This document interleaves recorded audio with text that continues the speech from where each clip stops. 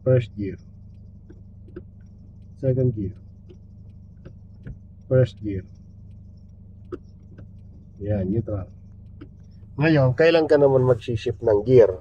Na, nag-shift tayo ng gear every time na nagbabago yung speed natin. Okay? Kaya, pag mag-shift ka ng gear, titignan mo yung speedometer mo. Anong speed mo, dapat yun ang gear mo. Kung anong gear mo, dapat yun lang din ang speed mo. Ano ibig sabihin? Itong first gear, pag nilagay mo sa first gear, ilagay mo sa first gear. Ang pag nilagay mo sa first gear, sir, ang takbo lang yan, 0 to 20. Yan ang komportable siya, 0 to 20 lang. Now, pag lumagpas ng 20 yan, hindi na kaya ng gear mo yan, ng first gear. Hindi na kaya. May rapa na siya. Anong gagawin natin? Mag-shift ka ng second gear. Pag lagpas na sa 20. O, paano mag second gear? Yan. Pag nag second gear yan, sir, at na-release mo ng clutch mo, ang takbo ng second gear, 20 to 40. Kanyang bahay yan. Kaya yun nga, sinabi ko nga kanina sa'yo, kung anong speed mo, dapat yun ang gear mo. Hindi mo pwedeng ilagay sa third gear kung ang takbo mo ay 20 to 40 pa lang. Ilalagay mo lang sa third gear siya pag lumagpas na sa 40. O, lagay sa third gear. Ganon siya, no? Sa third gear, 40 to 60. Yan ang takbo niya. Tapos 60 to 80, fifth gear, 80 to 100 plus na yan, pag 80 na, pag fifth gear na, no? Ngayon, nasa 60 ka, halimbawa, nasa third gear ka, no? Nag-minor ka, at napa-full stop ka, saan mo lalagay ang gear mo? Halimbawa, third gear, tapos bigla nag-full stop, at mag-go-go ka ulit, saan mo lalagay ang gear? Sa first gear. Tama. Ayan, lagay mo sa first gear. Tama yon, kasi nag-0 to 20 ka, nag-full stop eh. Tama yun, sir. Huwag mo lalagay siya sa second gear.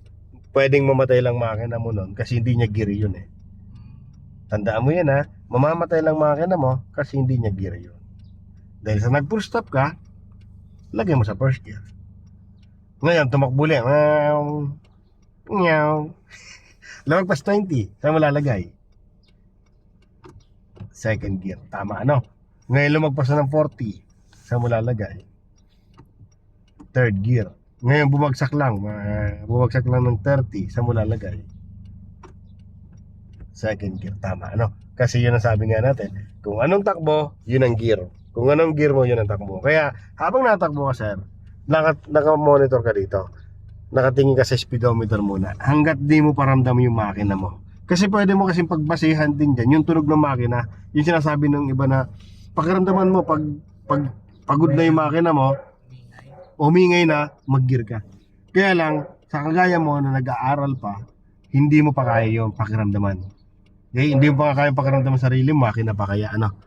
Ganun din, ano? Ganun din, pwede mo rin pagbasahan yung RPM. Kaya lang sa RPM, dahil sa baguhan ka pa, hindi mo alam kung kailan ka mag-shifting ng down, mag-shift ng down. O yung shortcut from fourth to first gear, from fourth to second gear. Hindi mo pa alam yun. Kaya mas madaling tingnan sa speedometer. Kung anong speed mo, yun ang gear mo. Kung anong gear mo, yun lang speed mo. Yan muna gawin mong references. Hindi naman yan habang buhay na yun ang ano mo. Kumbaga, pag tumalas ng pakiramdam mo, kahit di ka na tumingin sa speedometer mo, ramdam mo na lahat yan, sir. Wala ka mong idea.